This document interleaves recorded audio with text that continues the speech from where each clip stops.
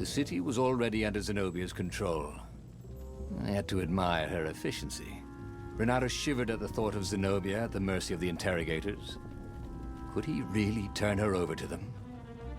But this was war. It wasn't meant to be pretty. If he ever had a castle, he was going to hide his stuff better.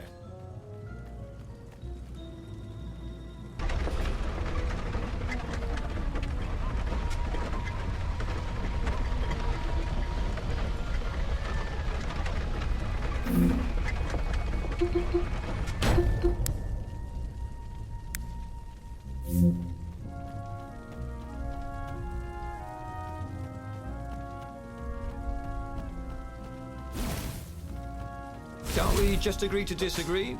Said Renato. No?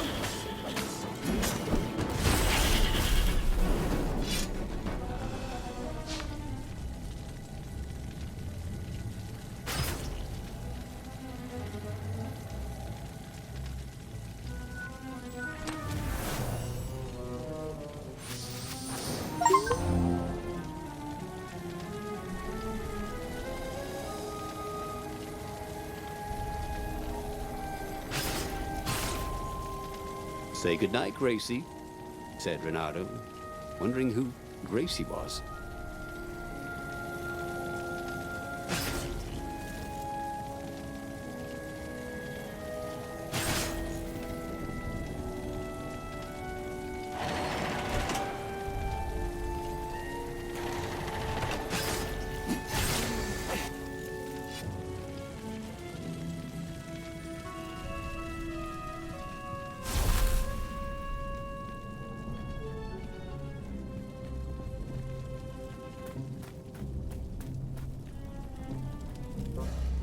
So, what's this plan of yours?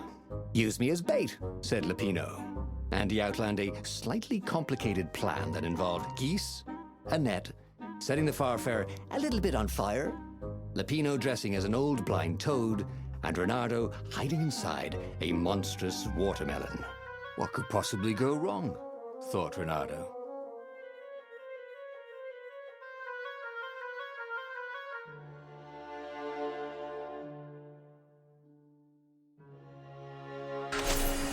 Oh, this is gonna be fun, said Lupino, as he ran to go set up his marvelous plan.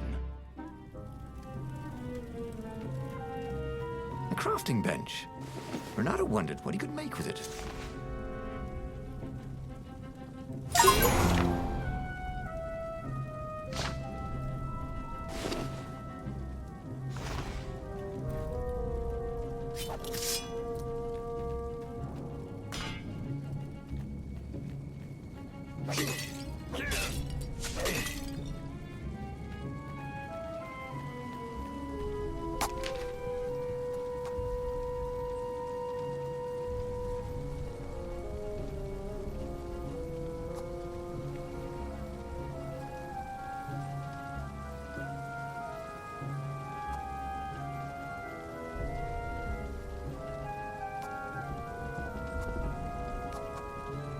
He missed his old skills. He welcomed them back like he was at a reunion.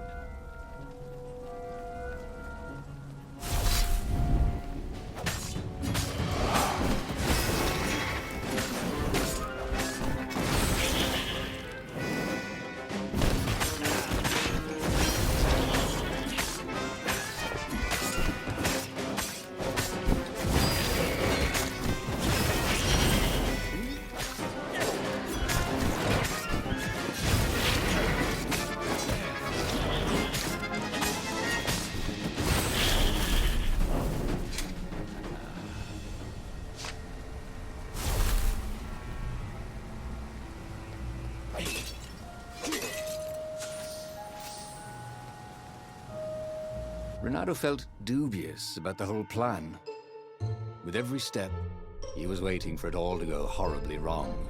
But against all odds, Lupino's idiotic plan worked. Zenobia's ravens ran off after the geese, the net dropped, and Renato jumped out of the watermelon and put his sword to Zenobia's throat. "Renato," she said, "are those new scars? They look good on you." You never return my velvet jacket. It was my favorite. You look stupid in velvet.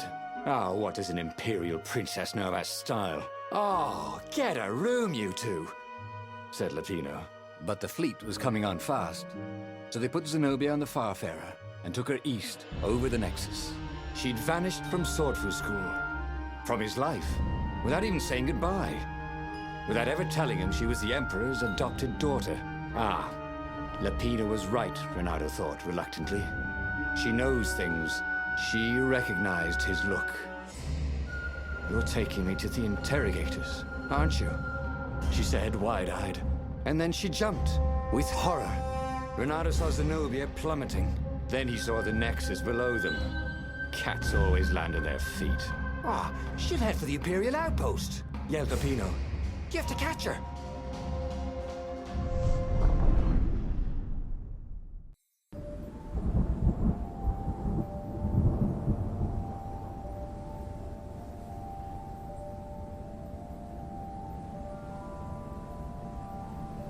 Cats can run faster, but foxes can run longer.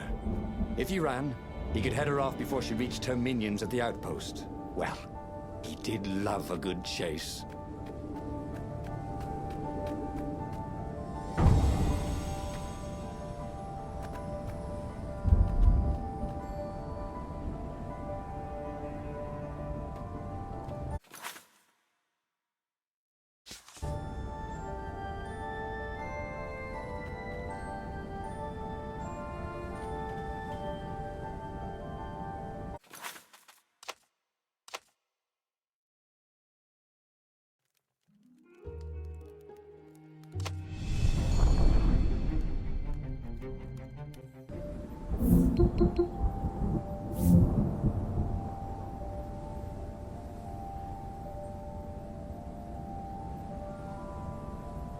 Cats can run faster, but foxes can run longer. If he ran, he could head her off before she reached her minions at the outpost. Well, he did love a good chase.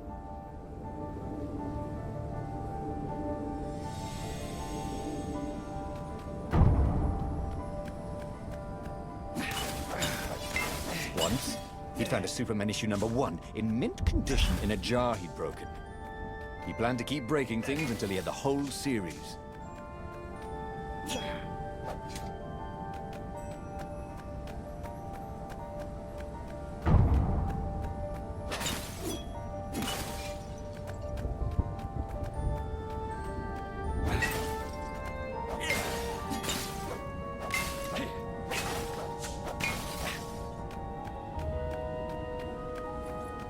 Who needed bridges anyway?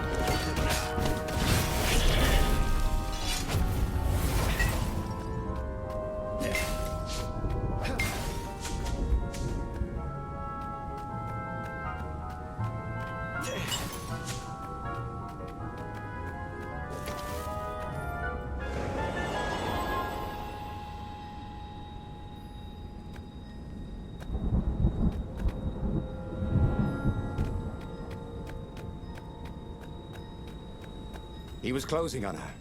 He could smell her fear. He tried not to think about the interrogators at the secret base. What did they do to her? Maybe it didn't have to end that way. Maybe he could talk to her.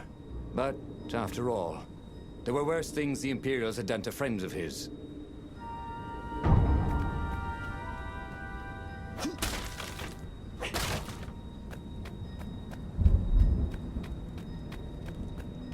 If I craft a sword now, it's going to be really short.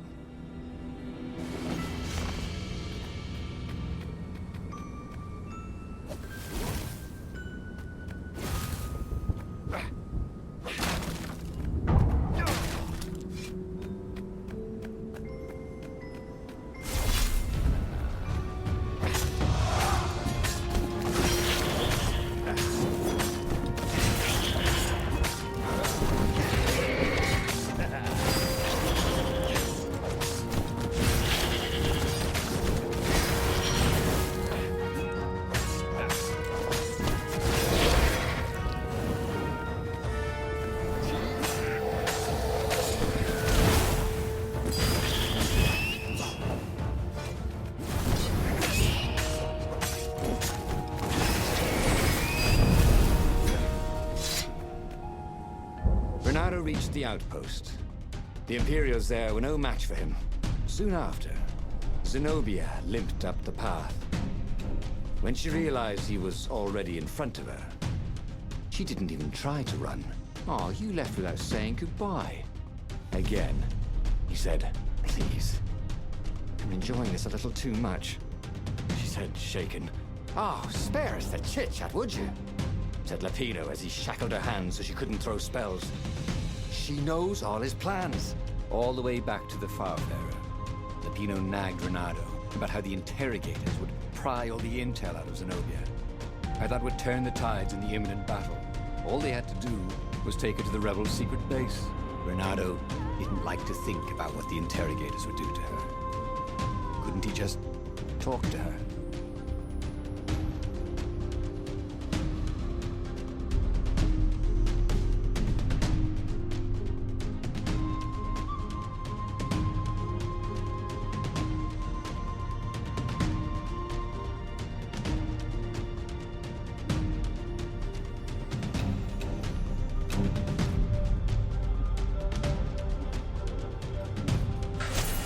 As they pulled away from the Nexus, Renato could see the fear in Zenobia's eyes. "I can't take her to those creatures at the base," he whispered to Lapino.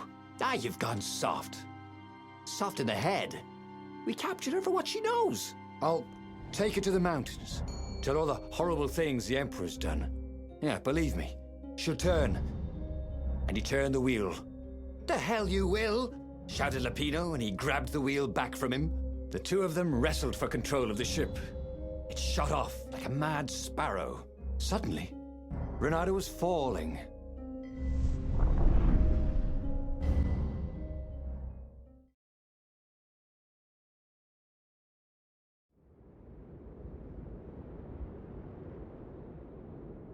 When he came to, Zenobia was standing over him. "Why didn't you take me to the base to be interrogated?" she demanded. "Do you know what's left of people they interrogate? This is some trick, isn't it? To make me fall for you again. Well, I won't." "Oh, go on then. Scurry back to your ravens. I can't stop you." But strangely, she didn't. As Renato set off to find the Farfarer, she followed him, keeping just out of sight of the ravens.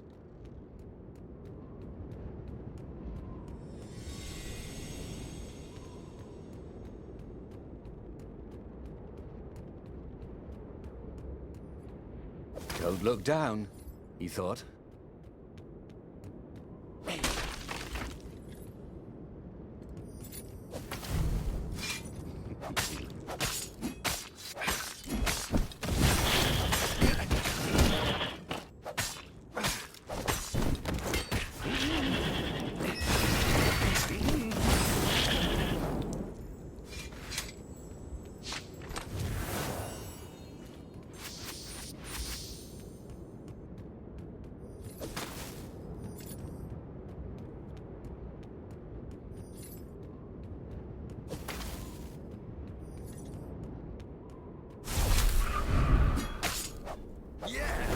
good to practice your moves, thought Bernardo. Keeps you limber.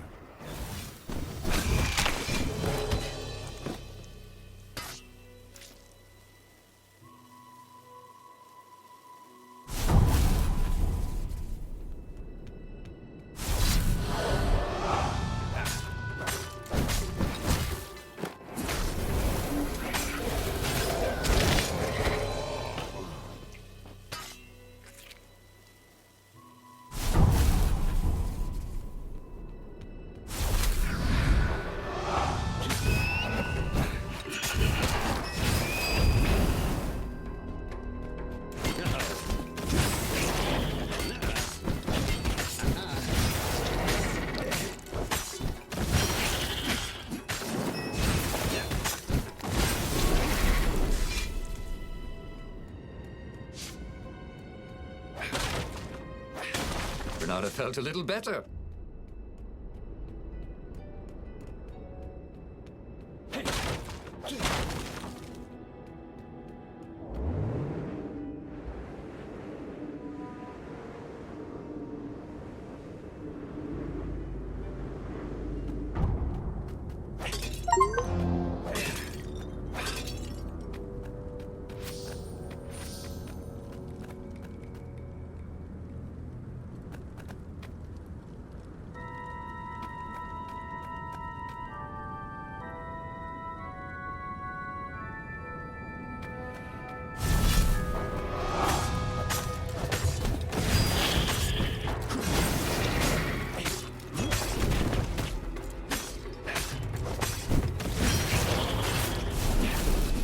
Bernardo felt ready to become faster, stronger, bolder. If only he could figure out which.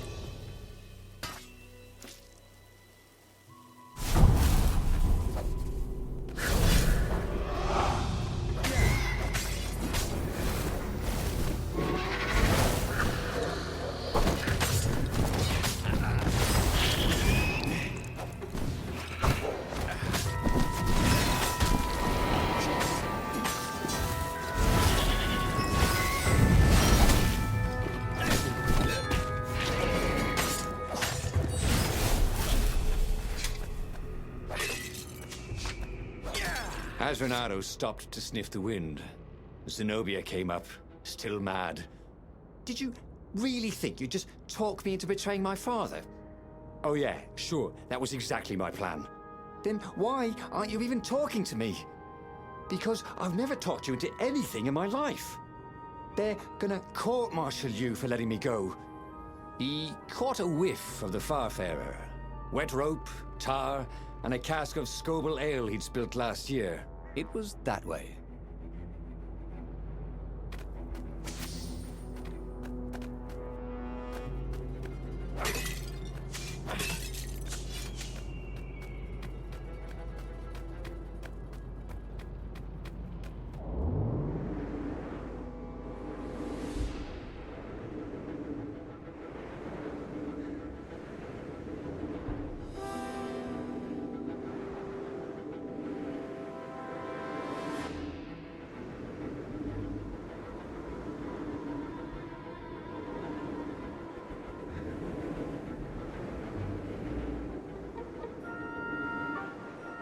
Bernardo's paws were getting numb. Calaveras really didn't want company, did he?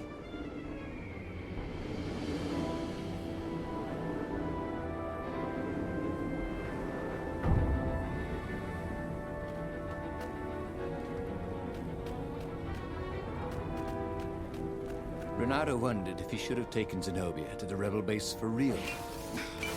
Maybe she wasn't playing him after all. After the bleak talk about the Emperor's dark secrets, he was regretting his suspicions.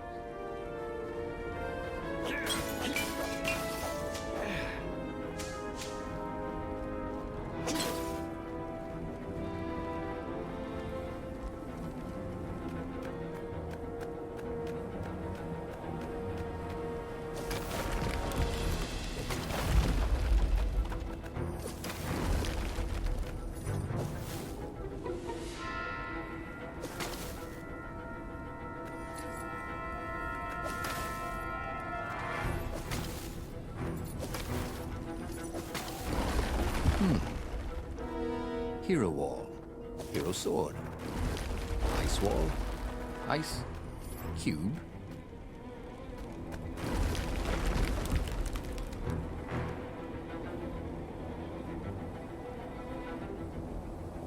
Sure enough, the Farfarer had crashed in some rocks. There was no sign of Lupino. Zenobia caught up. All that kid stuff in Swordfu School. Look, look, that's the past. We're adults now. We have duties to other people. We have destinies. What are you talking about? And you are the most arrogant, slow-witted, light-fingered, mercenary, immoral, reckless. Run away with me, said Renato, and he realized he meant it. What? Just like that? She demanded. I will, if you will. So she kissed him. And it was the best kiss he'd ever had. They held hands as they boarded the Farfarer. Renato felt light-hearted, like the winds that were playing the rigging like a balalaika. But Lupino, I need to get back to Lupino, he said, suddenly realizing he could have been captured. A prisoner. He's not. How'd you know? He saw something in her eyes he didn't understand. He fell, didn't he? Into the abyss. She looked away, wouldn't answer. But then a bolt smashed through the Farfarer's keel. The broken ship plummeted out of the clouds.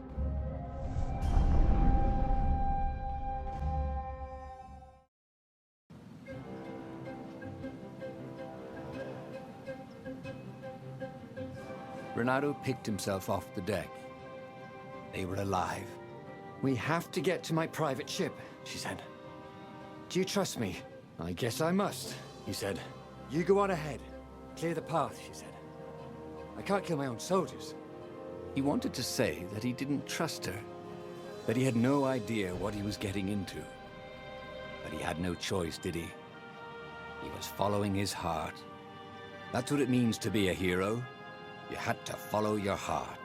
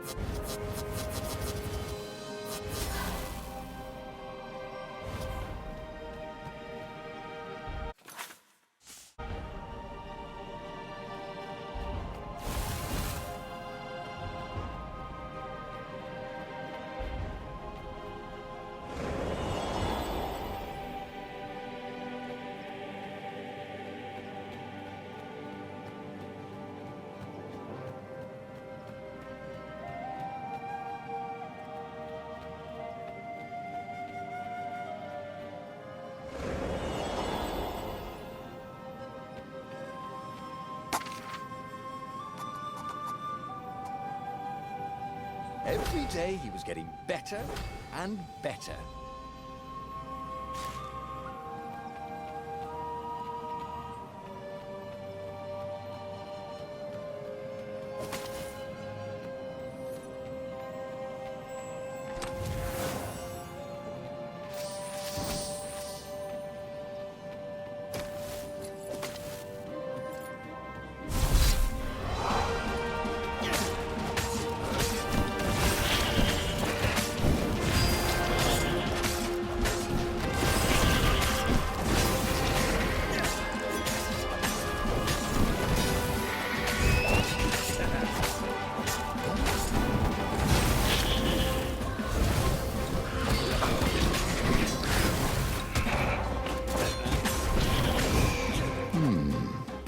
Where did that go to?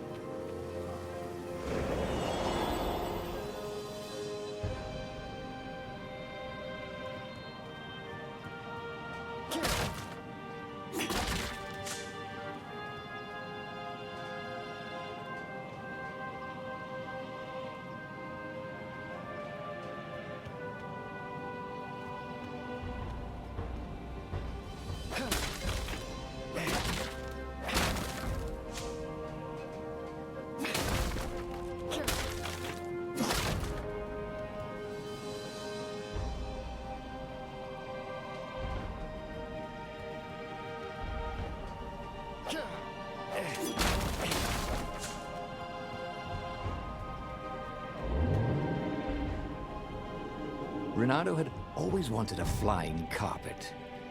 This was more like a flying tabletop, but it would do.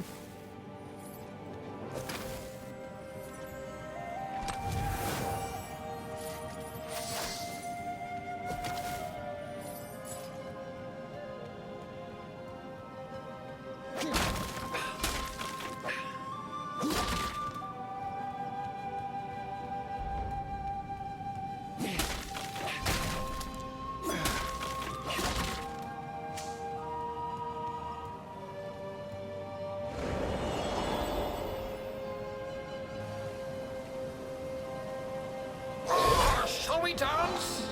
Called the lead raven.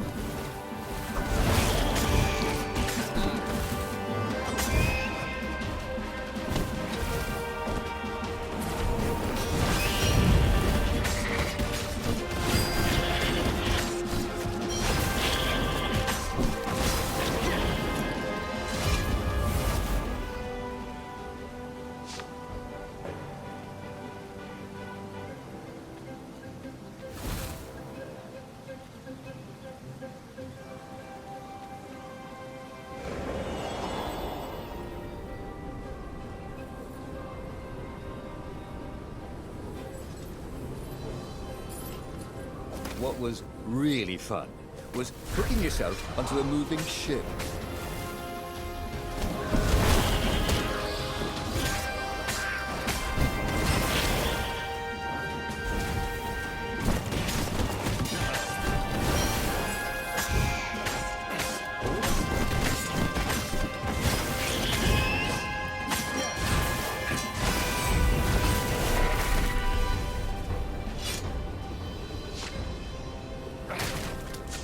When Renato went to the china shop, for some reason the owner was always nervous.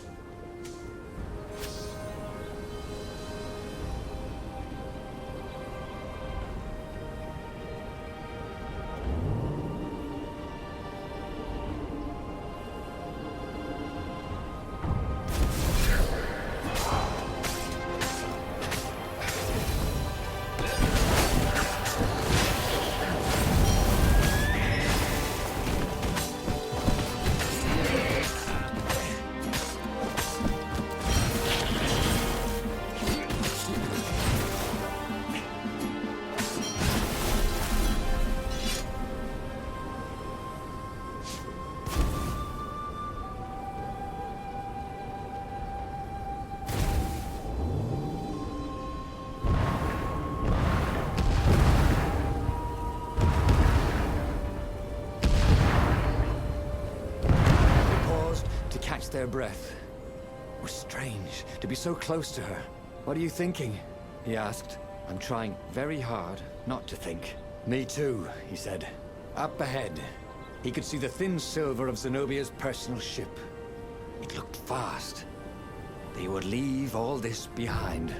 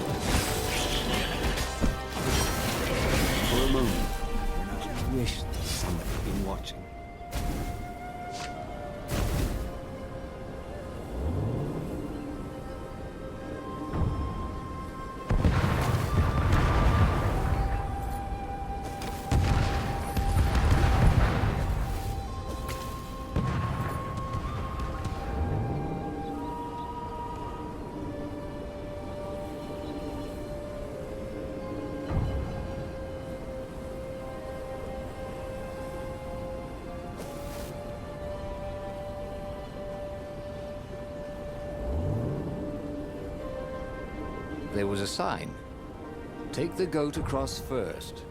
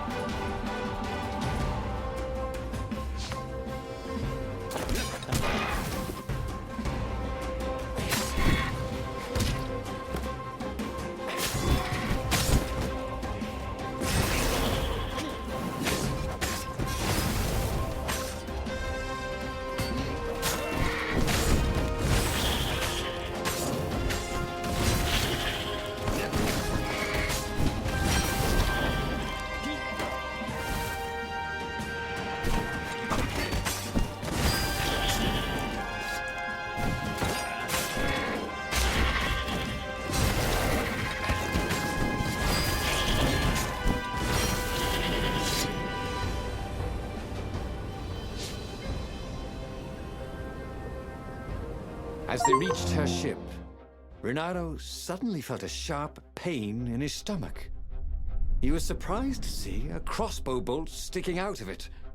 I was going to lead the Empire to our secret base, said Lapino. But no, you had to screw up my plan because you've still got a thing for her. Renato stared at Zenobia. The kiss. Was it real? She said, with a look of indescribable sorrow. She gestured and said an arcane word, and Lapino went flying into the abyss, screaming, "I'm telling your father!" Then she knelt down to cradle his head, and her paws felt very soft and warm. Okay, that was weird. He could have sworn he just died. Instead, he was on the Farfarer, sailing away from Ubar. And it was still burning. He'd fled burning Ubar years ago, hadn't he? And now he was back there. Had all those years fighting the Empire been nothing but a vision into the future? A useful vision if it was true. He'd learned something. Lapino was a traitor. Renato had suspected there was something wrong with the Mad Rabbit. But now he knew there was malice behind his goofiness.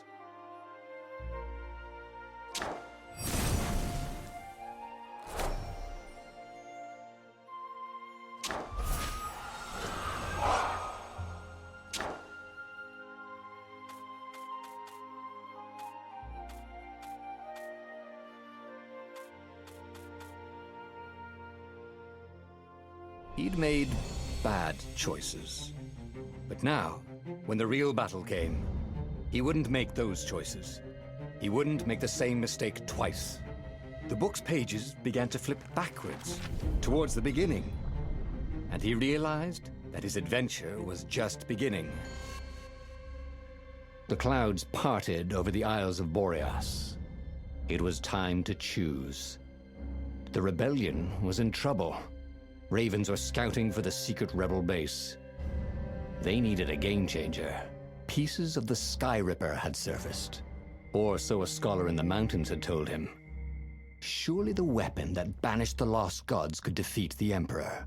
Also, a temple had risen out of empty desert.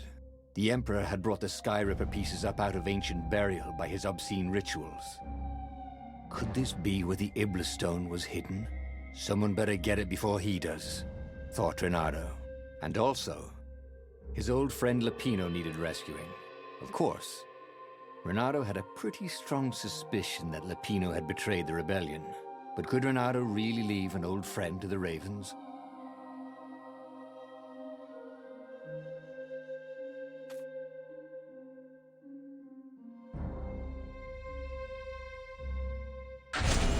Every child knew about the Sky Ripper. The Transcendent Emperor had buried its pieces. What could have brought them to light? This Emperor, Isengrim III, had once been kind, but he'd gone mad. And now he was conducting secret, obscene rituals to bring back the lost gods. Had he, somehow, summoned the long-lost components of the legendary weapon out of the deep places of the earth? It was more than Renato could fathom.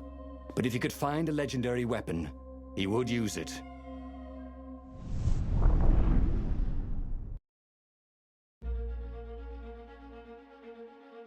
As he set foot on the island, Bernardo couldn't help feeling a bit curious. Was Lupino still waiting to be rescued? No. He was probably drinking champagne with the ravens. Did ravens drink champagne? Did rabbits? Bernardo felt oddly thirsty, come to think of it. Why had he chosen the Sky Ripper? Bernardo never made plans that required constant vigilance. He was a hero. He didn't think too much. He just went with his gut and hoped it all worked out. The Sky Ripper was a long shot. He'd have to devote himself to it. No side journeys, no rescuing old friends. That was against his nature. Could he stick with it?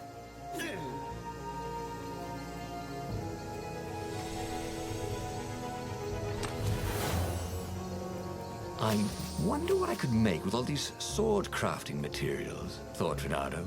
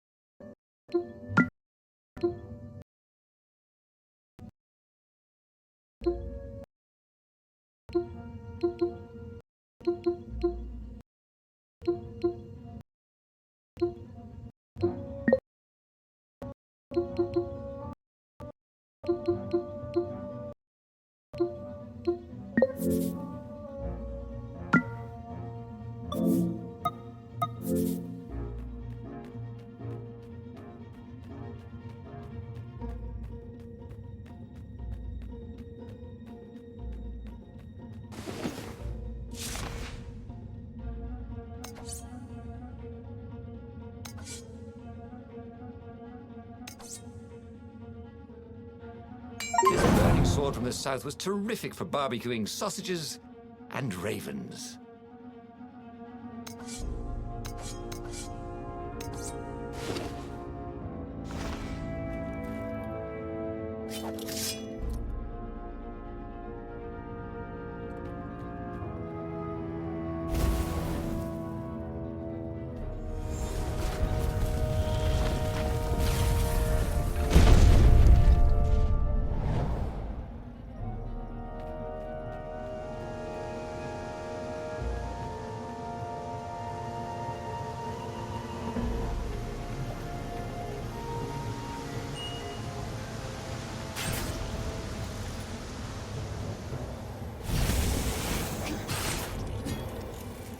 You blinked.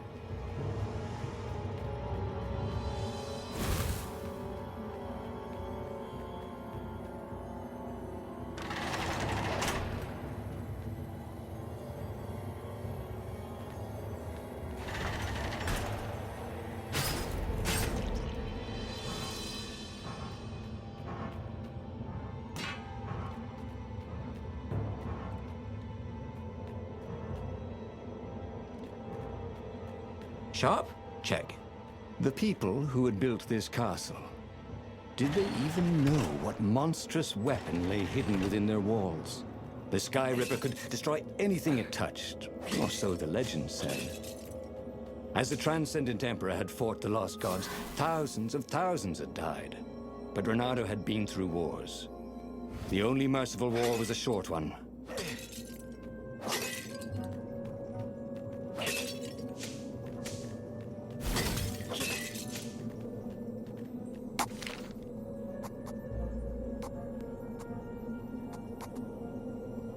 Haven't you always wanted to do that?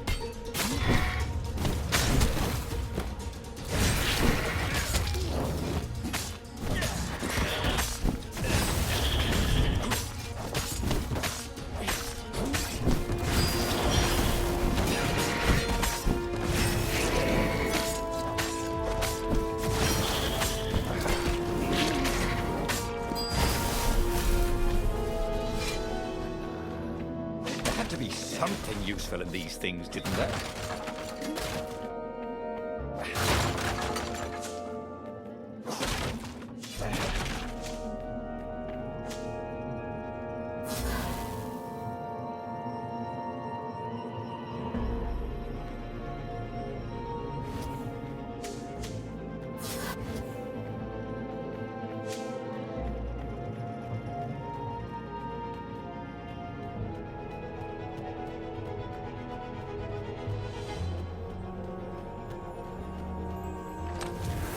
They were a lot of shiny, smooth, curved with leather, buckles, and kind of smelled,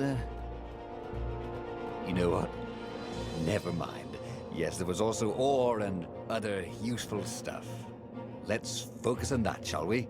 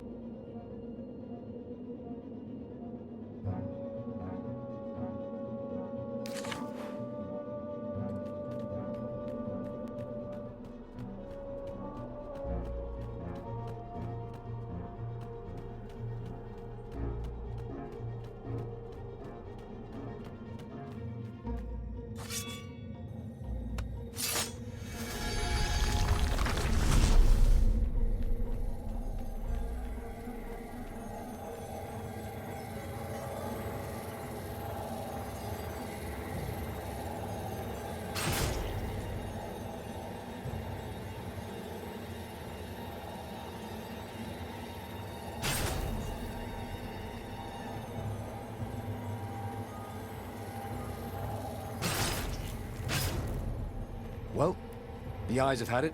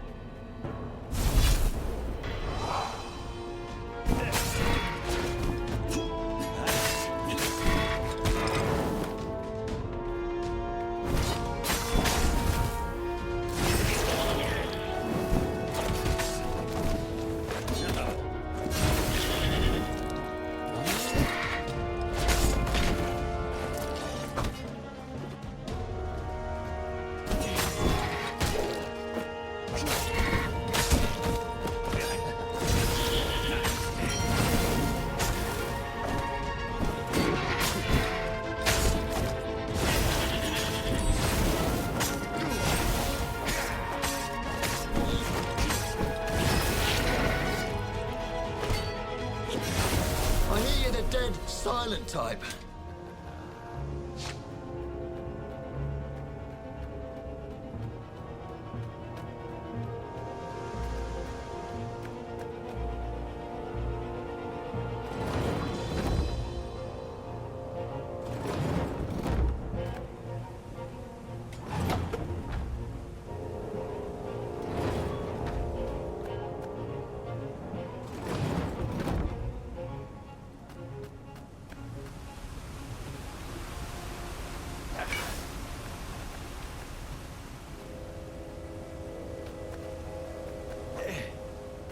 Huh?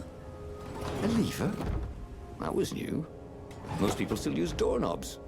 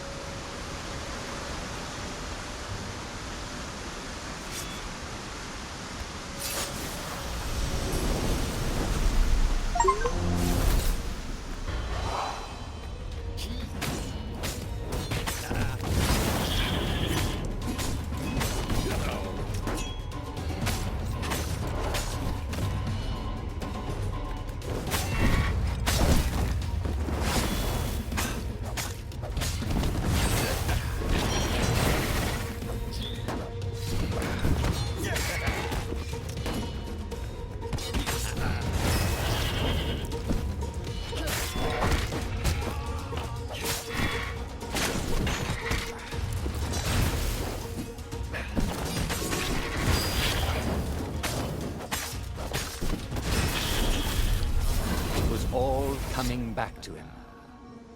He wondered what he'd remember next.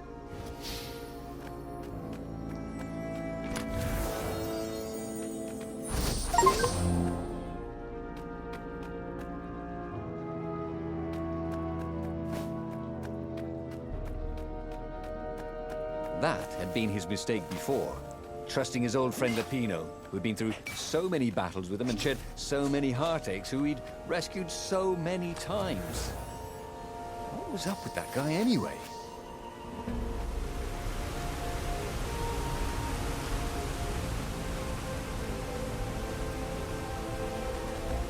See? That wasn't so hard.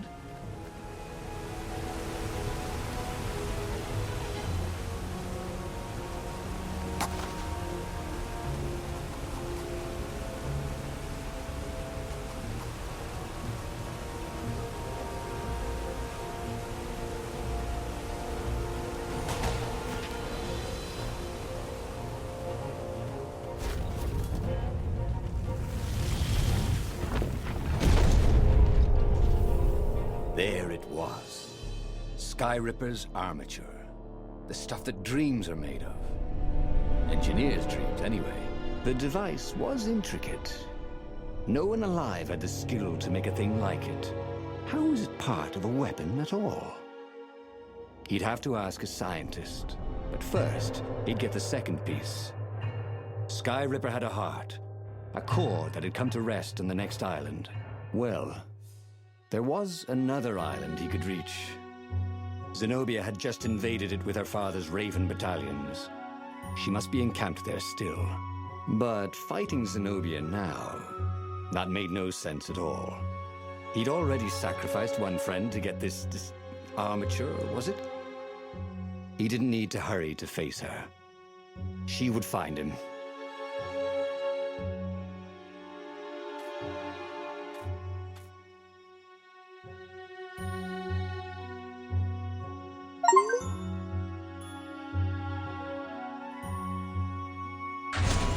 It was a no-brainer.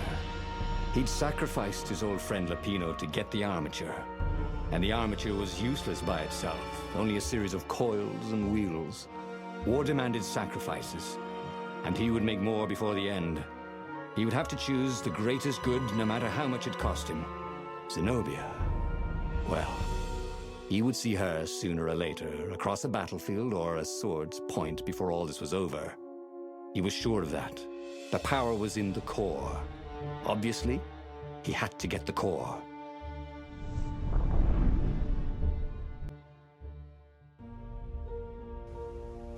Doubt sunk in before he was even out of sight of the Farfarer. Why had he chosen the Skyripper? It was the sort of path he'd always avoided. The path of responsibility, of seriousness. Had he grown up? He didn't feel grown up. He'd made this decision from his gut, like he always did. Somehow, he'd impulsively decided to stop being impulsive. Did that make any sense?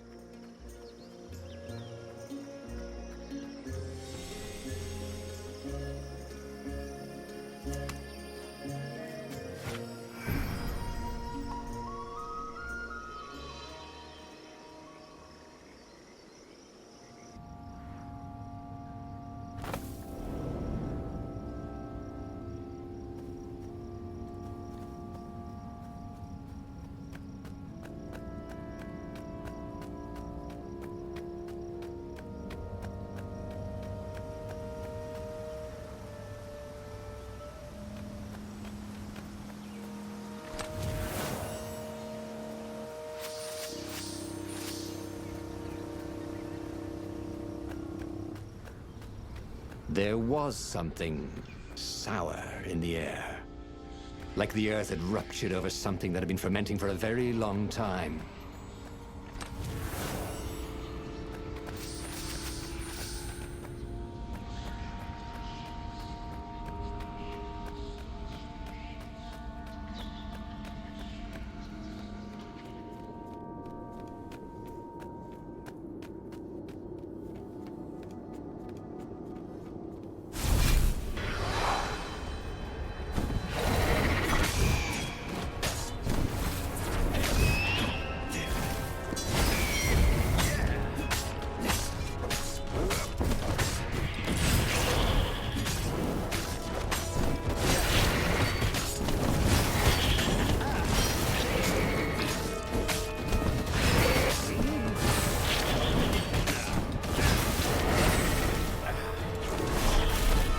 Leonardo checked to make sure his sword was still working. There were fewer and fewer trees. There were only these huge crystalline growths. Had those been here before? He no longer heard birds except for the feverish cawing of the ravens when they attacked. He couldn't smell the small animals of the forest, the mice and rabbits. Where had they gone? And he was getting hungry too. This was an unhealthy place to be.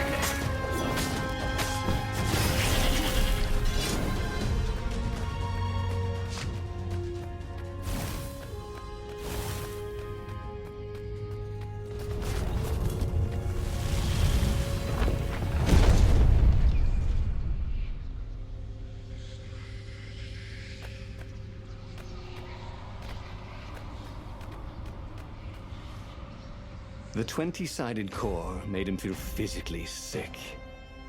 Once he had sneaked into a temple of the dark art, and he hadn't liked what he smelt and saw there. This felt like that. As quick as he could, he wrangled the icosahedron into the armature. The wheels began to spin, then glow. The sick feeling quickly spun away. Now he only felt sad. He had lost good friends for this war apparatus. Maybe Lupino wasn't such a good friend. Yeah, that made him feel better. He carried his prize back to the Farfarer. Now, he had to make his next move. There was a key Imperial outpost on the Nexus. If this really was some sort of super weapon, he could use it to wreak havoc on the enemy. And if it wasn't, well, better to know that before the final battle. But maybe he should show it to some scientists first. There was an observatory on the Nexus. Maybe he should go there before he fired it.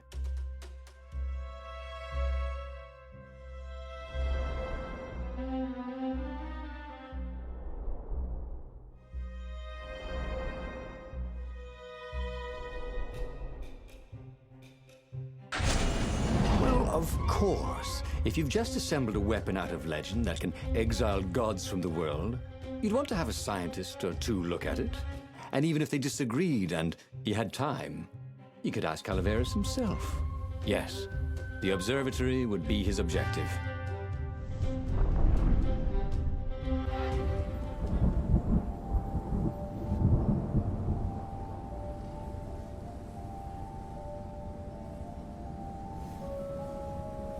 Why had the parts of the Sky Ripper only surfaced now, thousands of years after the Transcendent Emperor had dismantled it?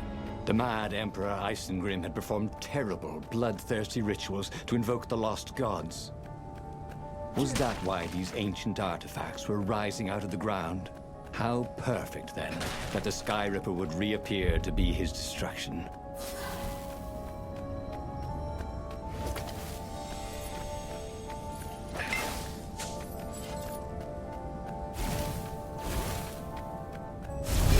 You shall not pass!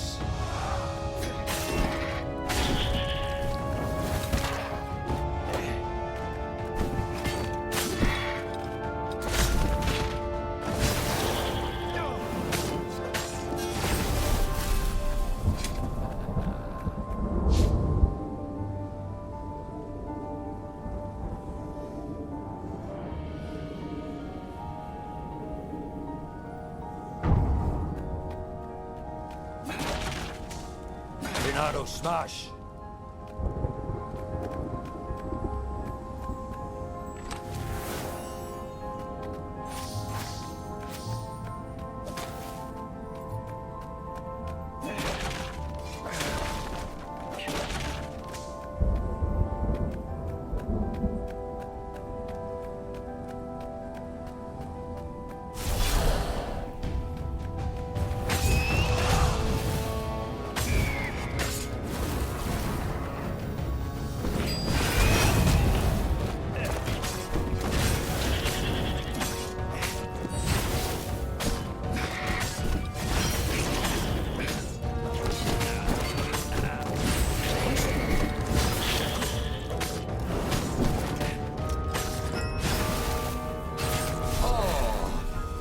don't have anyone to talk to.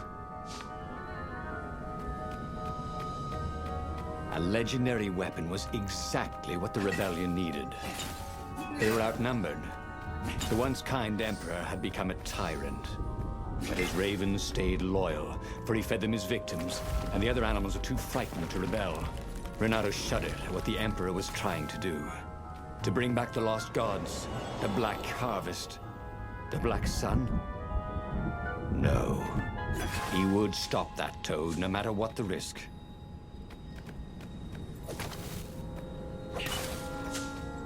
He'd once met a pirate captain. He used hooks to get around his ship. What was his name again?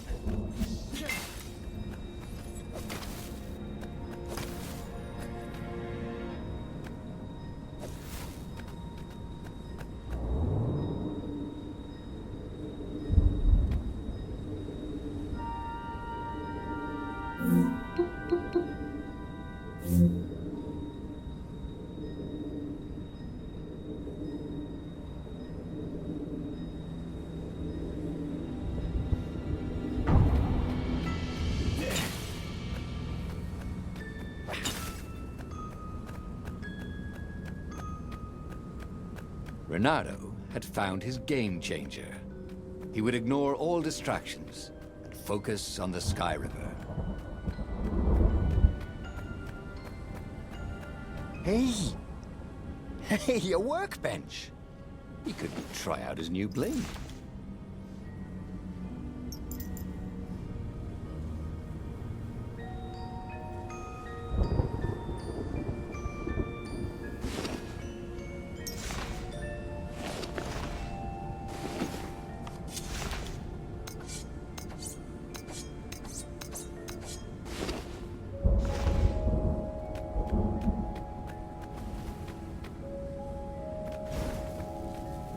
There was an inscription.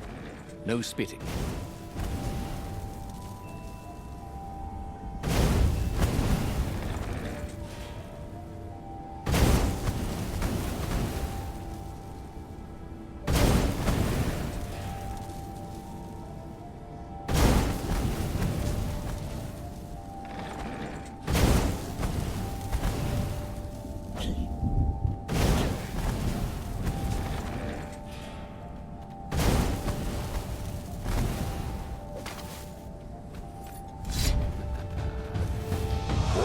Some people are just liable to explode if you upset them.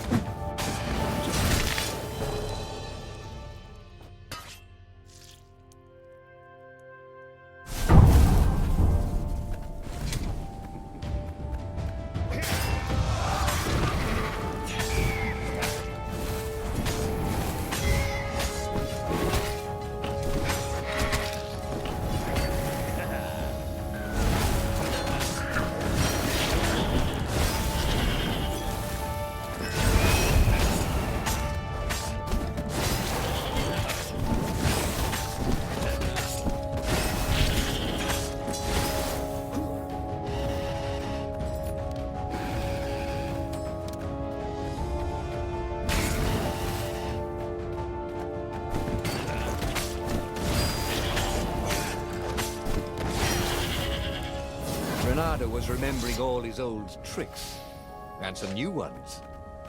Now, he really ought to ask for a raise.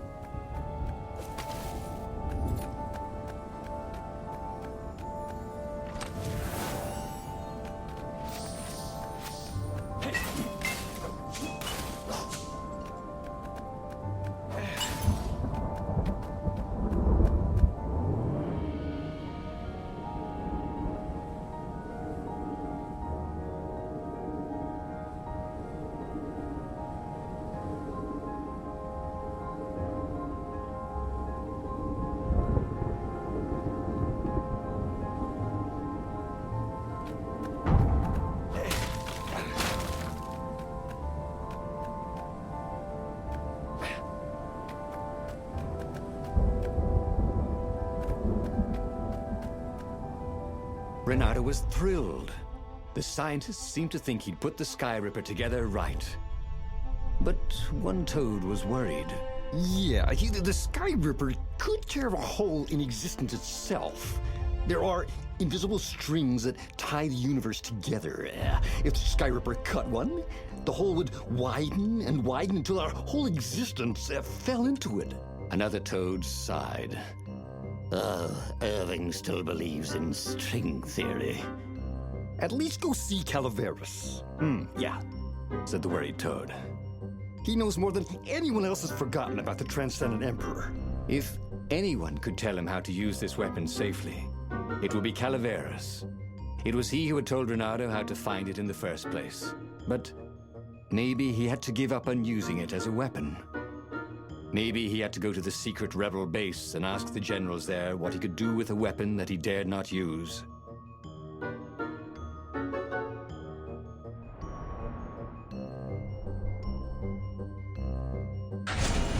Well, he should have known he'd have to consult Calaveras again. The scientists at the observatory were smart enough. But what did they know of the Transcendent Emperor? He hoped it wouldn't delay him too long. The rebels had scheduled the final battle soon. Every day they delayed risked the exposure of the secret base. And some soldiers were already drifting back to their homes and families. Calaveras would fix the Sky Ripper for him. And then he would win the final battle.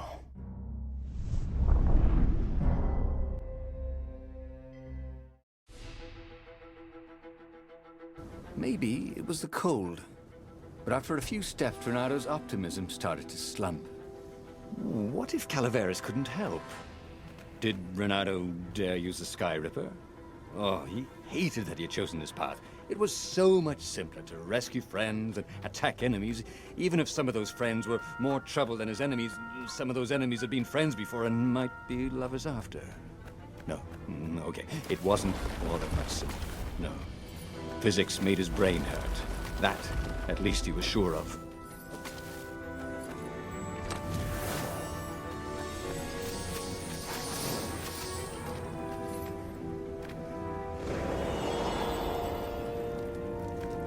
Well, they really needed to redecorate anyway.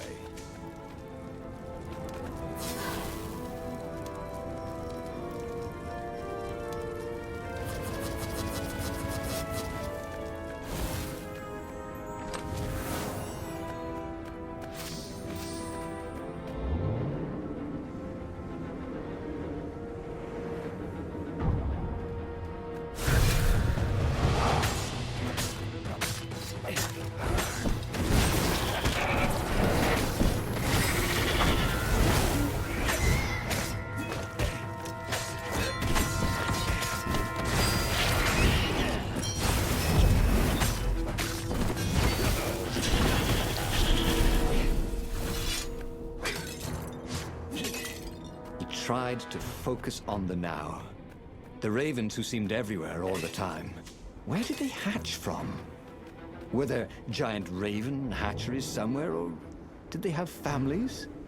Ooh, he didn't want to think about raven mummies raising their darling raven chicks. Yeah, Calaveras would help. He would make Renato feel better about using the Sky Ripper. And then Renato wouldn't have to worry about ravens ever again.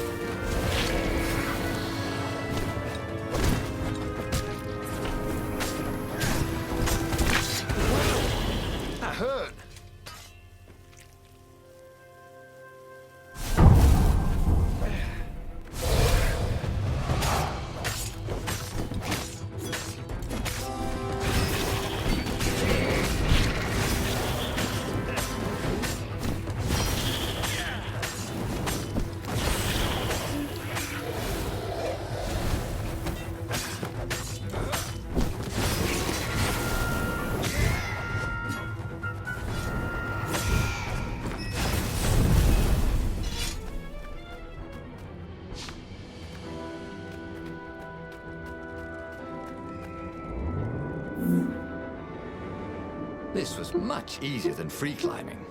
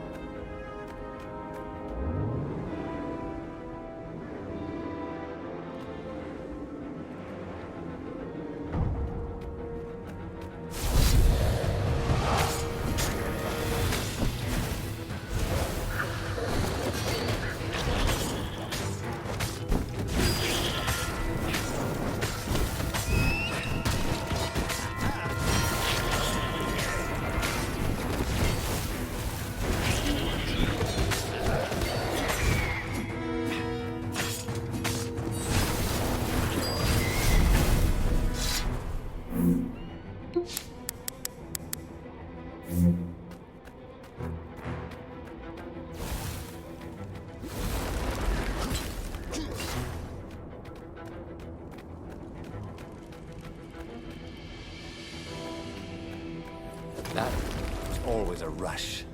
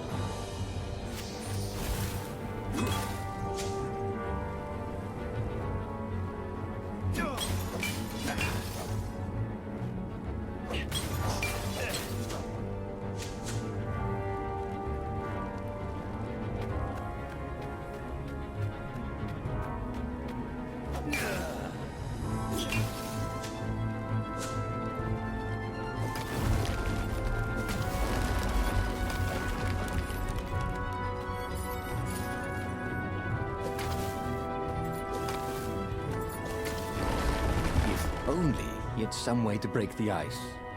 Or convince it he was a friend.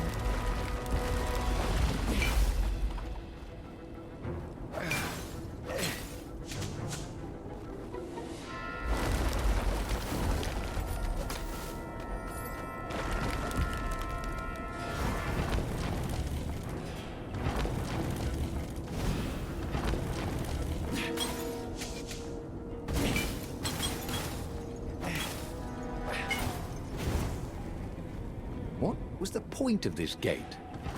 Did they think no one would notice the lever? Renato had been focusing all his energies on the Sky Ripper. If Calaveras could not fix it, he'd be out of options. He would have to assault the Imperial fleet empty-handed.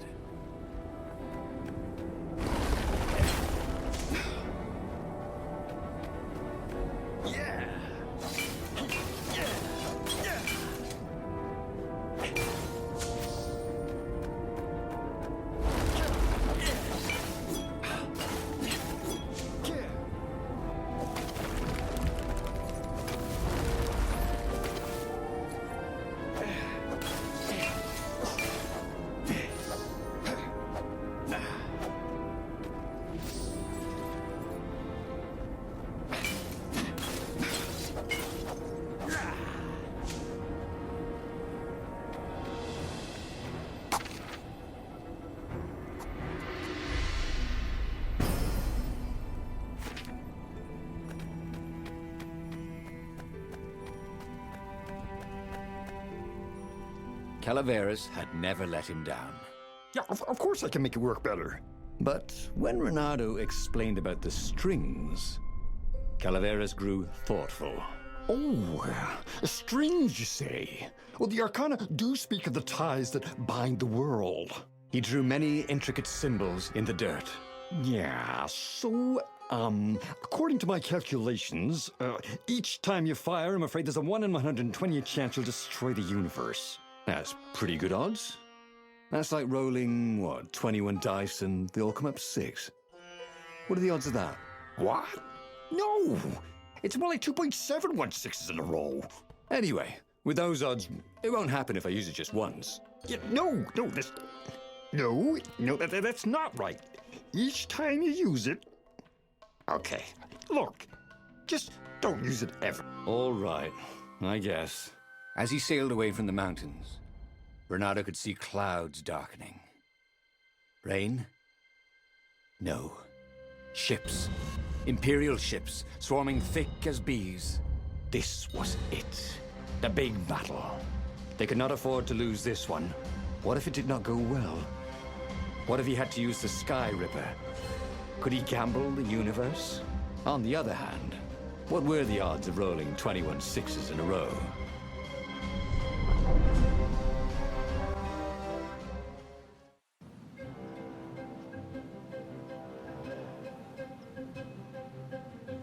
The battle was not going spectacularly well. What had the rebels been thinking? They'd been thinking he would bring the Sky Ripper, or the Iblis Stone, or that he'd sideline Zenobia somehow, or turn her. Couldn't he use the Sky Ripper just once? After all, if chances were 1 in 128, that meant he'd for sure be okay the first time.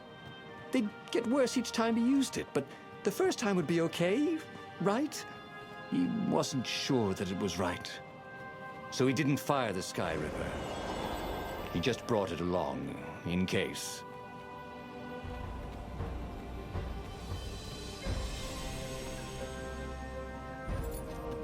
What were these poles, exactly?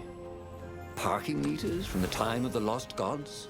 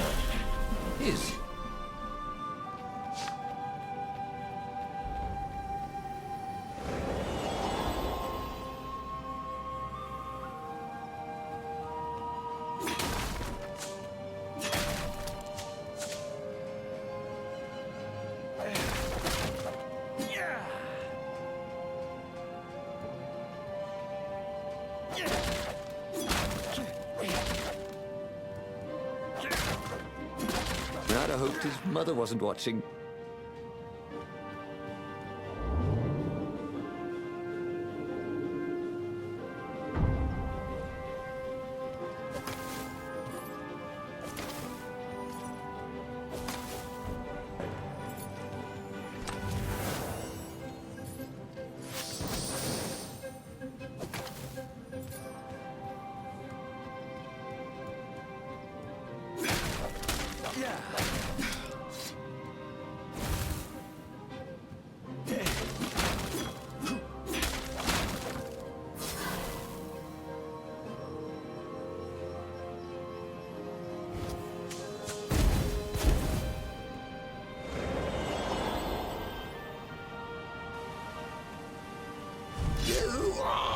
Interrupted story time. Court the lead raven. Now I'll never find out how it ended.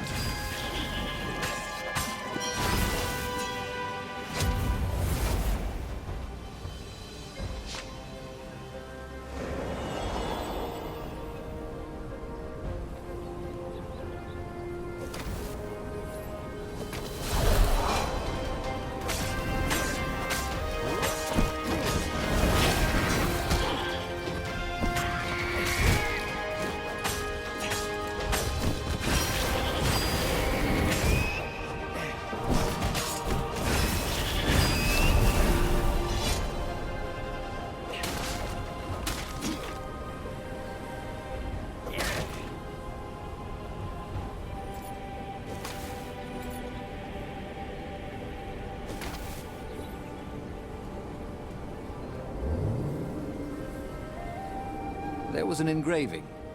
Maximum capacity, 130 people.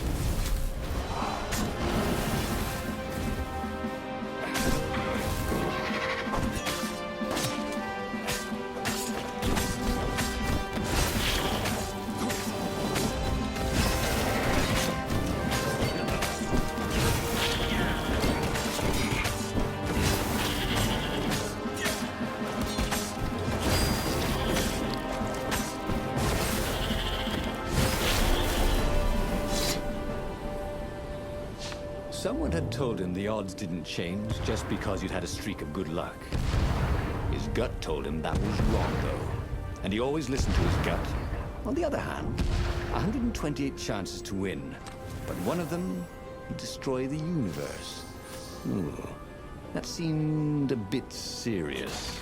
Maybe he could defeat the Emperor without firing the Sky Ripper. Maybe he could bluff, but with a real weapon. Like in cards, when you had 3 knaves, but you pretended you had a fizz-bin. That could work.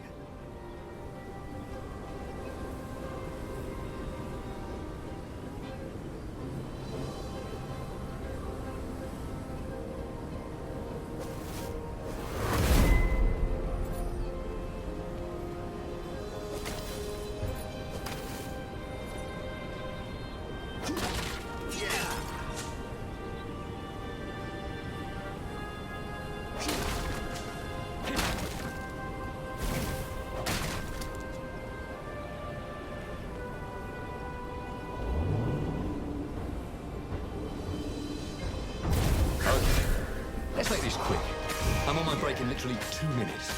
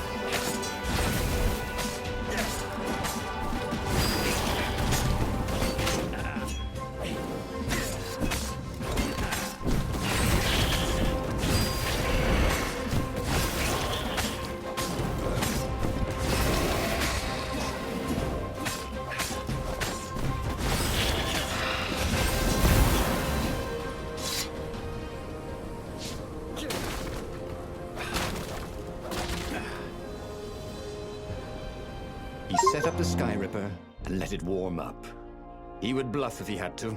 Zenobia came out, flanked by a very daunting platoon of ravens. You won't actually use that, she said in that annoying, I know everything because I'm a cat and you know nothing because you're just a fox voice she had. Or I know the odds. Good, because there's a real chance you could destroy the universe. No, not the first time I use it.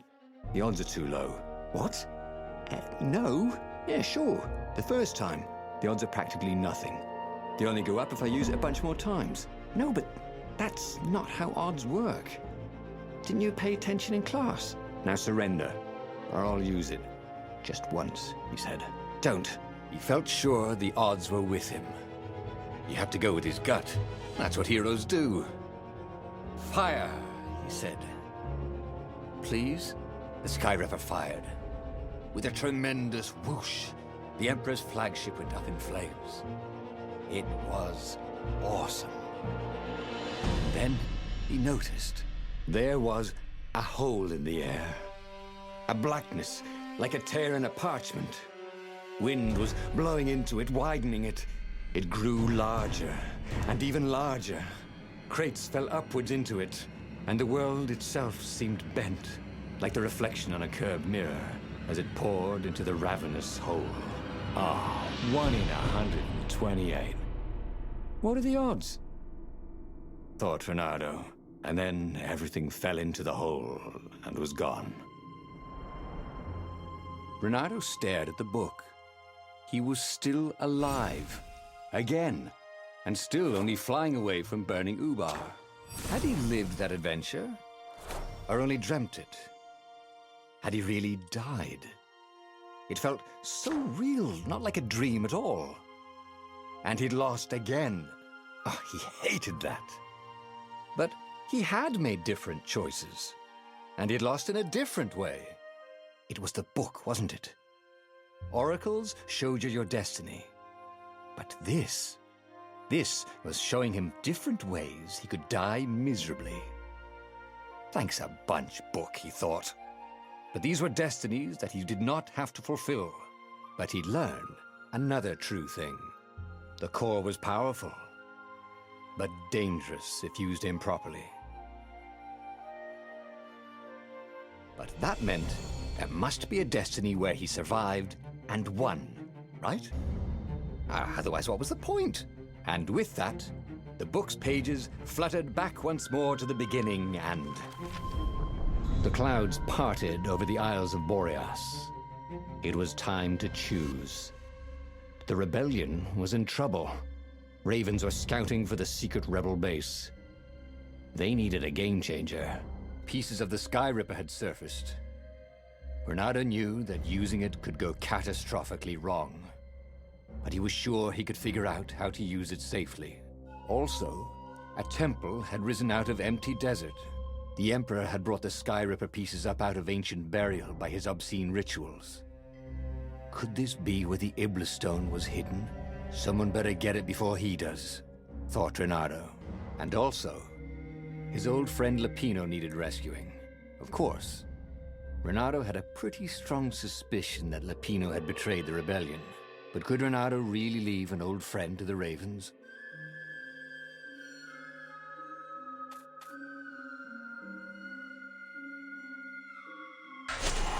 The island was windswept desert. No one went there except ostriches and ostrich hunters. The Iblis stone. It sounded ominous. It sounded powerful. If the Emperor was searching for it, it must be dangerous. And so, Renato went ostrich hunting.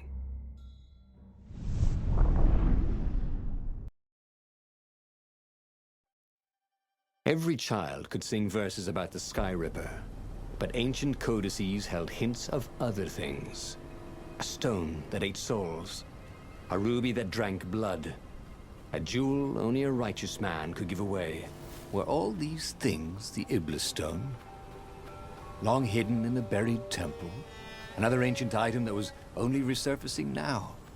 Drawn up from the deeps by the Emperor's horrific rituals?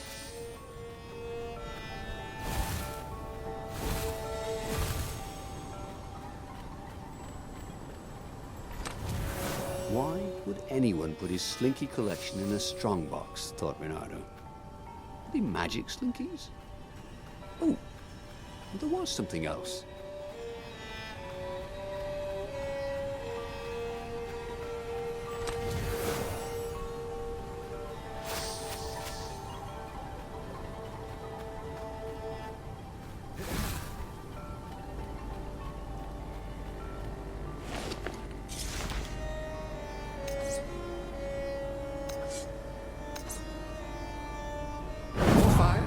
Yes, please.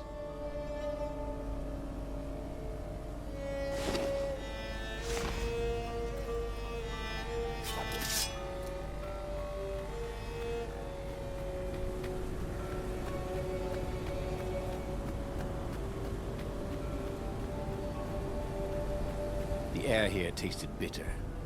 The steps were too tall for a person.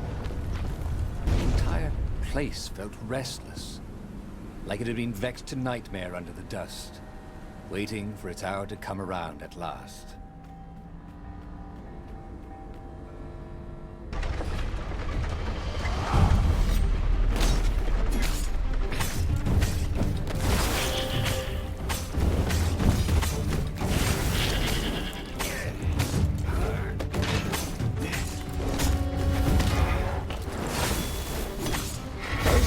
Really bring out your eyes.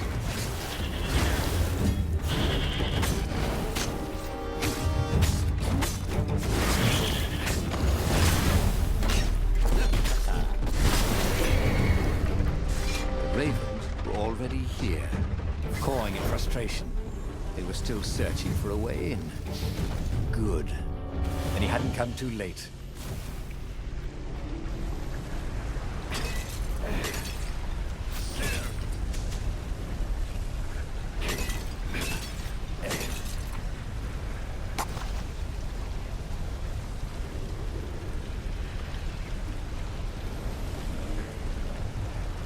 This was way better than being able to shrink down to the size of an ant. What was that all about, anyway?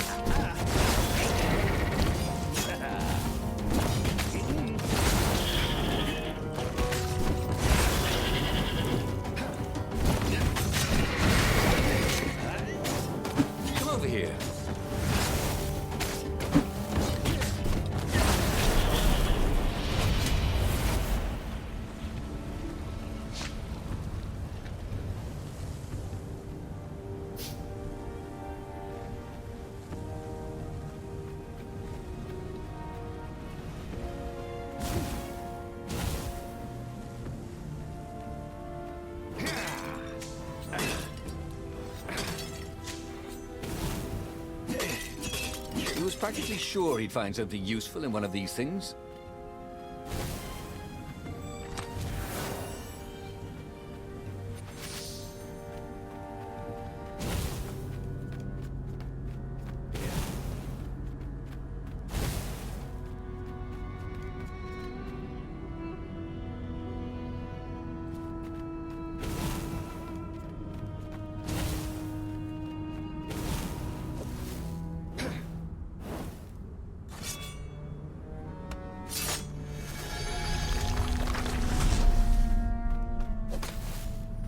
He wished there were more pylons he could use the hook on. They really needed to construct additional pylons.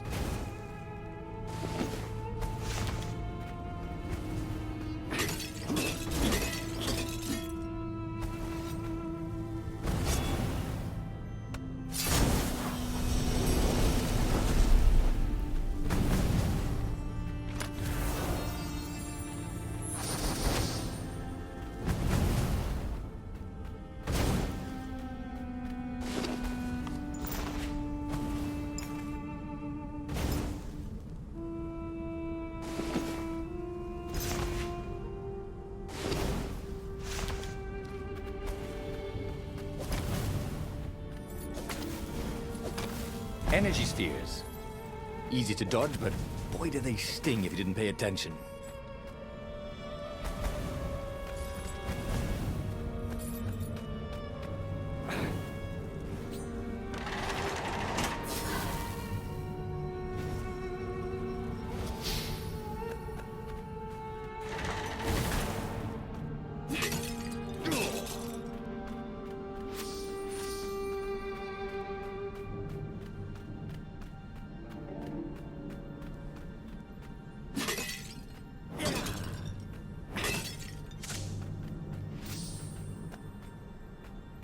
Renato felt restless. Maybe he could focus all that energy into something useful.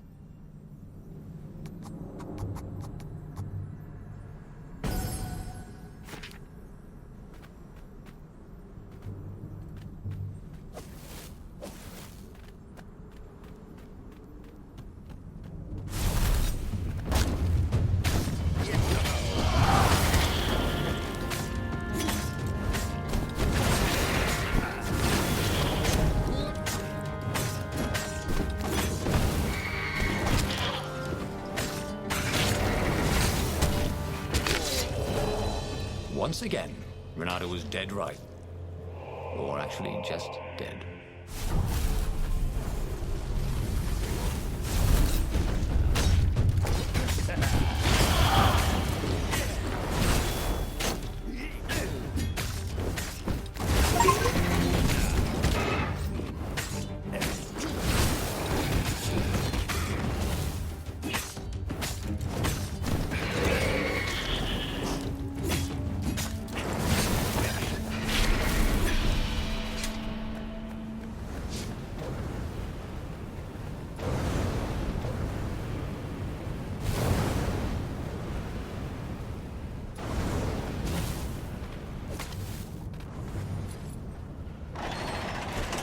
The Ravens at least could not get past this point. Obviously, the temple builders knew how to deal with tomb raiders.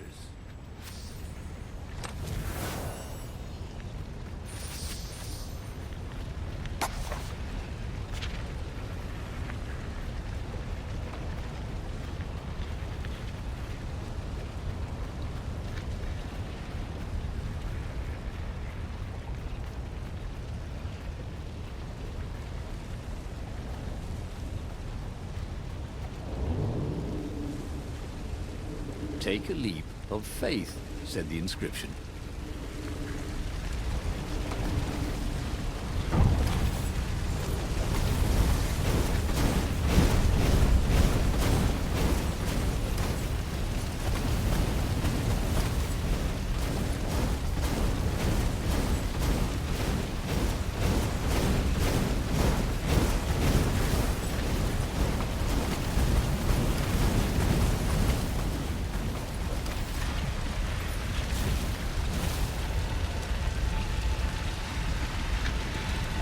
It was a stone of the purest blackness. It reflected no light, like a void made solid. Nervous, he picked it up. I can make you mighty. Who said that? Give blood. It was the stone, eager, thirsty.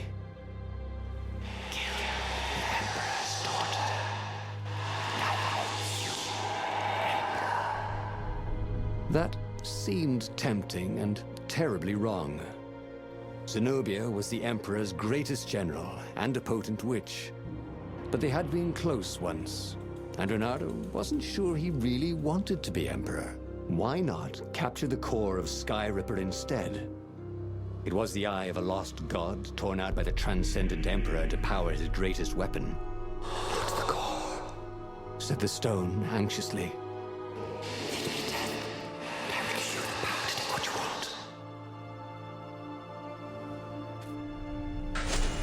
The stone bothered him. He hated being told what to do. Wasn't that why he joined the rebellion? Wasn't that why he'd refused to be a soldier? He'd agreed to come on board only if he could freelance. The stone felt a bit clingy. The sage Calaveras had told him where to find the Sky Ripper, a weapon capable of challenging the gods. Even without its armature, the core would still possess great power. He would go there.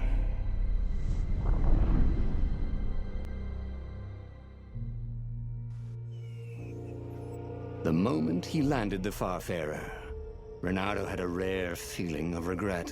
It's not too late, he thought. He could turn around and sail for Zenobia's island. He frowned. Wait a minute. He didn't want to kill Zenobia, did he? Sure, technically she was the enemy, but they'd been at sword food school together. They'd never been lovers, but somehow they'd been closer. She'd told him every secret about herself. Except the biggest one. That she was the Emperor's daughter. No. Kill Zenobia, whispered the stone. Before it's too late.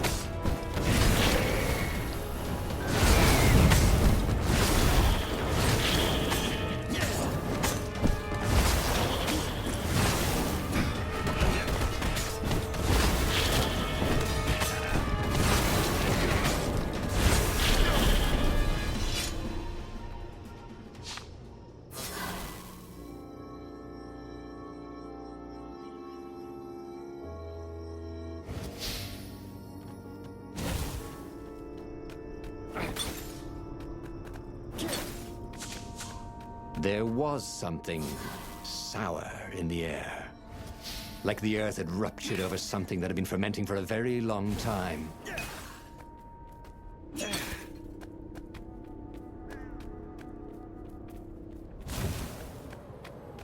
How could you convince a firewall you're its friend?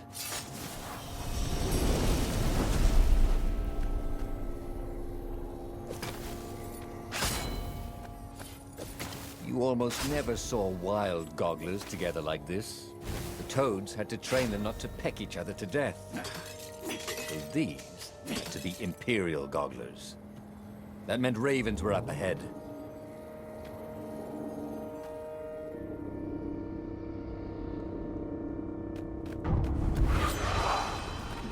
You couldn't hack this kind of firewall.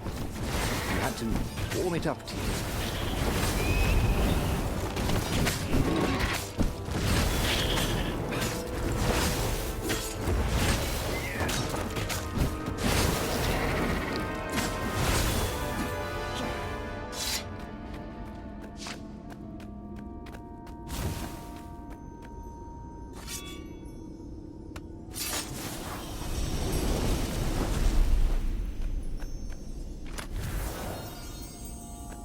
Renata remembered when he'd first stolen one of these.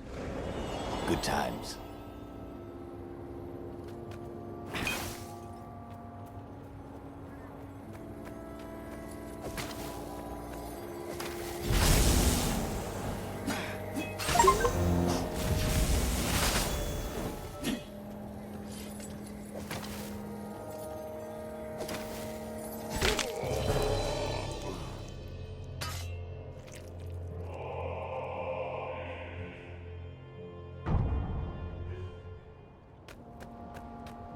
The stone hadn't lied about what it could do for him.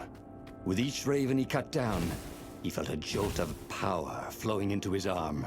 "You're weak," whispered the stone. "The call will kill you." "Are you afraid of it?" No, don't be ridiculous. It chuckled. But it's unstable. It will poison you so much as carry it. And if you try to use it, it will explode catastrophically. Reynardo did not trust rocks that talked in his head. He went onwards.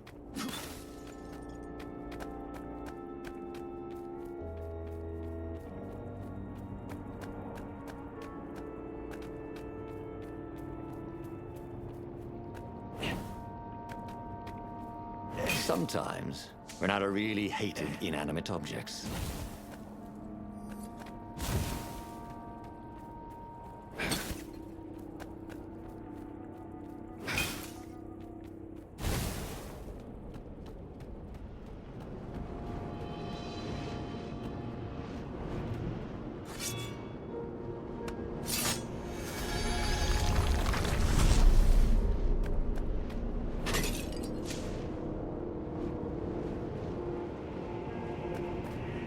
Of course there was a puzzle.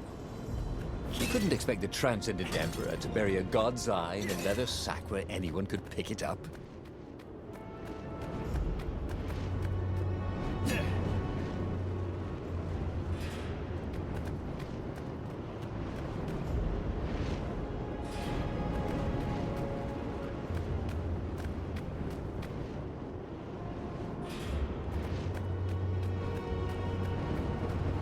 This couldn't be good for global warming.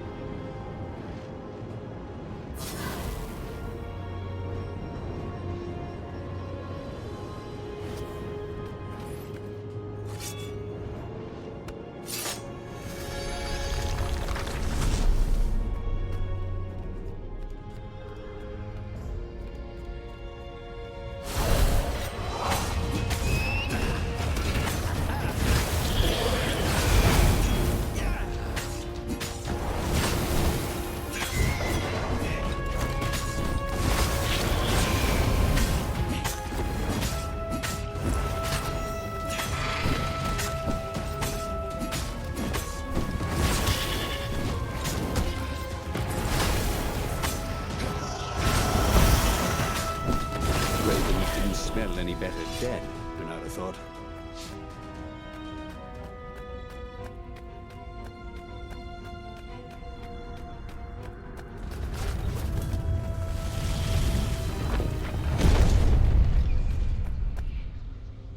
As he approached the core, the stone became hysterical.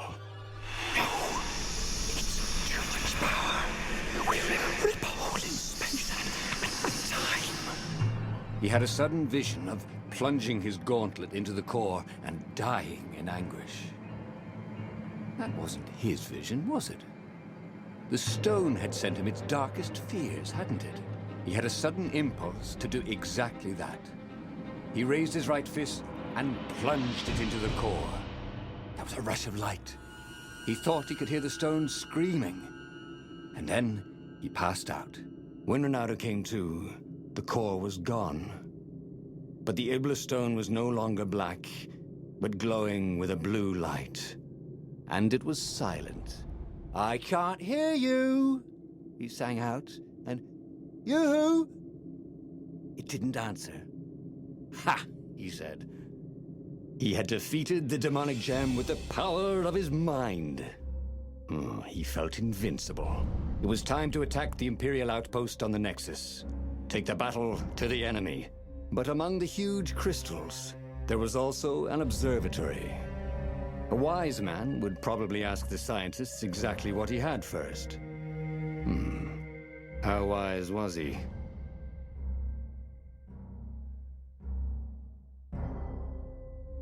As the Farfarer made its way toward the Nexus, Bernardo watched sparks fly out of the core. The Iblis stone sucked them in hungrily. You'd think the stone would want this kind of power, wouldn't it?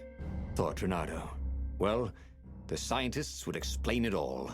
This time, Bernardo was sure he'd figured out how to use the core safely.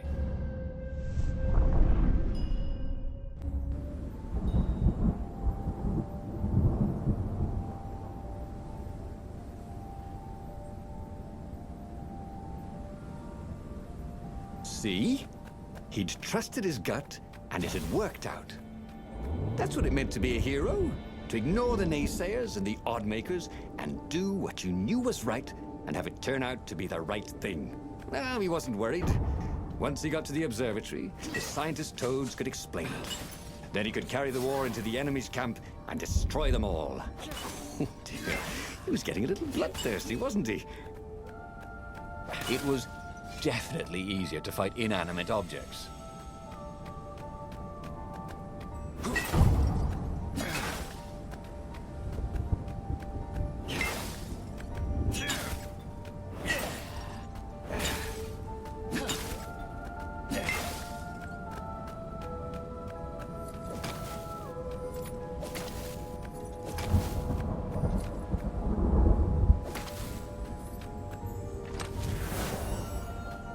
Bernardo had a lot of crafting materials.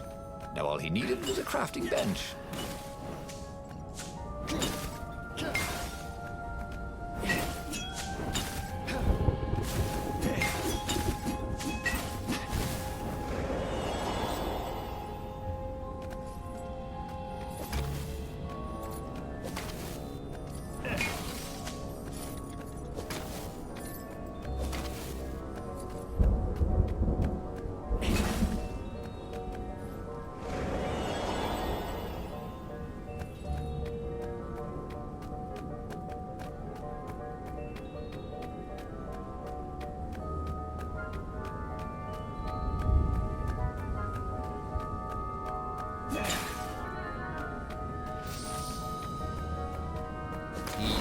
like Tarzan.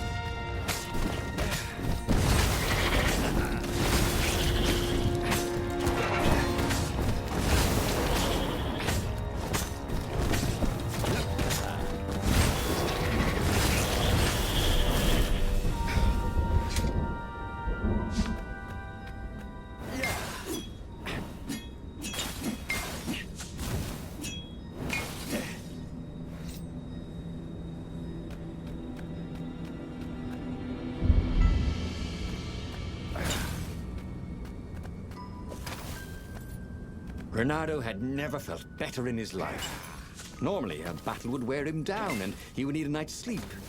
Now he felt like he could go all night and all day. He felt like people were cheering him on, and he could practically hear their applause as he slew one raven after another.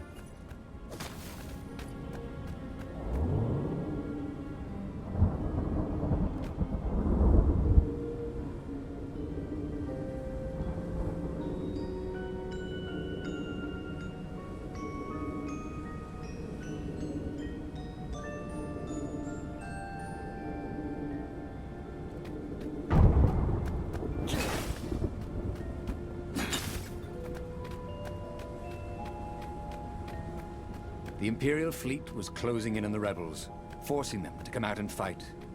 Renato was itching to bring the fight to the enemy. He had to remind himself not to be too reckless.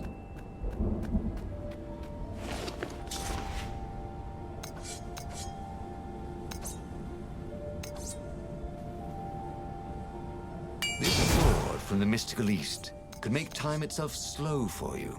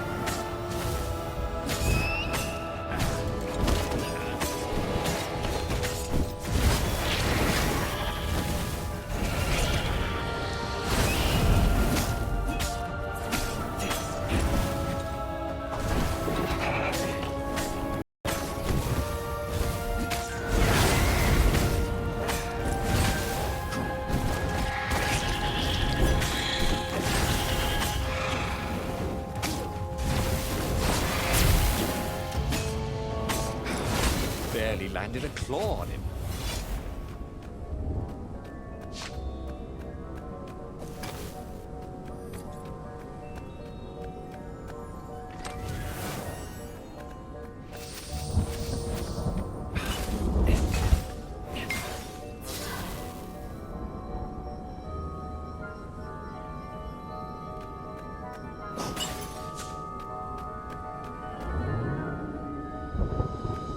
This would be the perfect place for a tic-tac-toe board.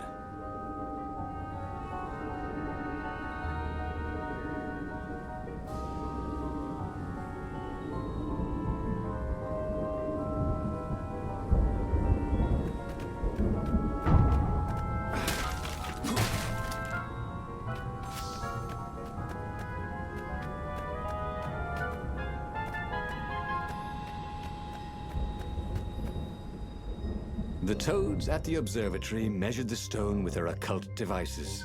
I fed it the core of Sky Ripper, explained Renato. No more, feed me blood and souls. But the core is not an unlimited energy source, said one toad. Another said, there's a feedback loop, you see, which could overload the stone. The stone doesn't actually feed on souls, claimed a third. but on pain of killing another sentient being. If you can truly be at peace with yourself, it would not overload. This was all very confusing. At peace? Yes, the mountains were peaceful and quiet, but he now had the power to turn the tides. He should report to the Rebellion Council and prepare for the decisive battle.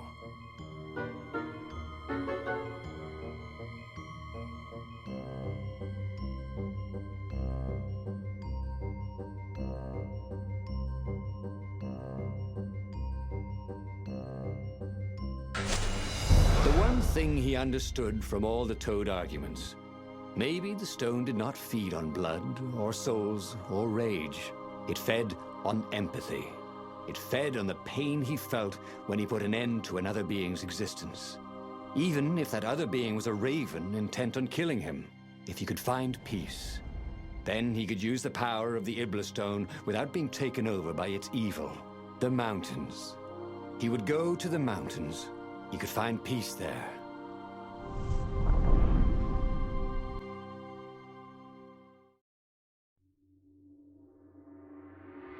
Unfortunately, the mountains were not empty. There were ravens everywhere. No matter. He had to fight, yes, but he didn't have to be angry. Parry, dodge, slash, and breathe. Yes, focus on the rhythm, the dance of it, not on the blood or the raven's core as they died. Ah, it was working. He wasn't feeling those dark jolts of eldritch energy. He wasn't feeding the Iblis stone.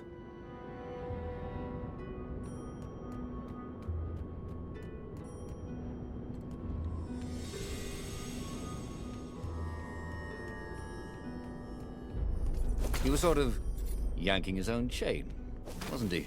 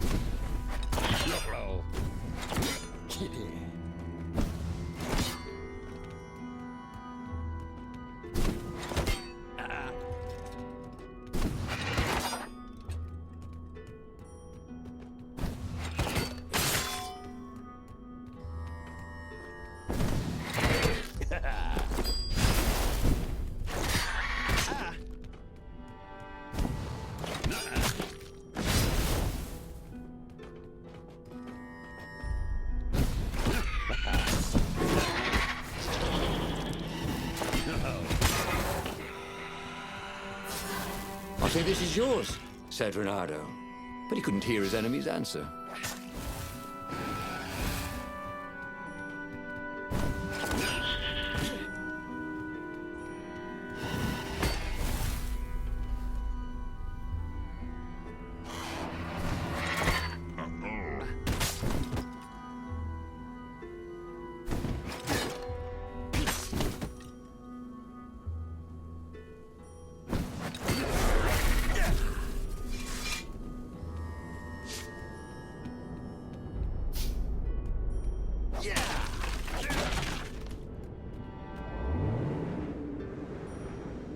There was an inscription.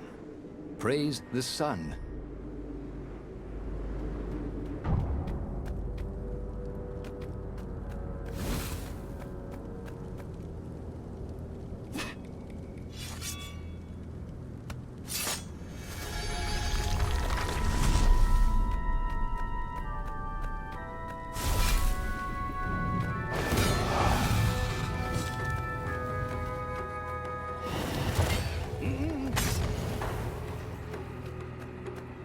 Leonardo danced around the room yelling, oh yeah, that's how we do it.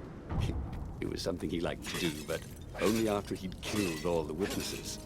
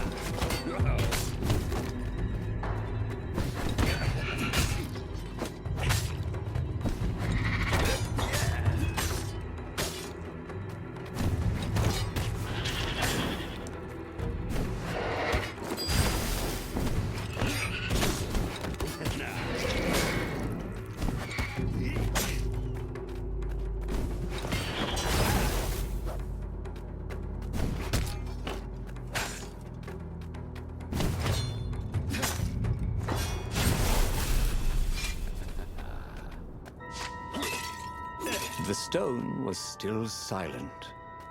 His mind was his own, and his heart too. He bore them no ill will, these ravens. They were doing their job. They were expressing their nature. Dance, whirl, parry, jab, and breathe. It was all so simple, wasn't it? Something was missing. He didn't feel truly at peace. Wait. Wasn't this near where Calaveras lived? The sage would help him figure it all out.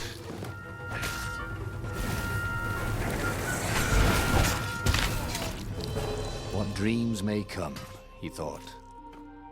And then he found out.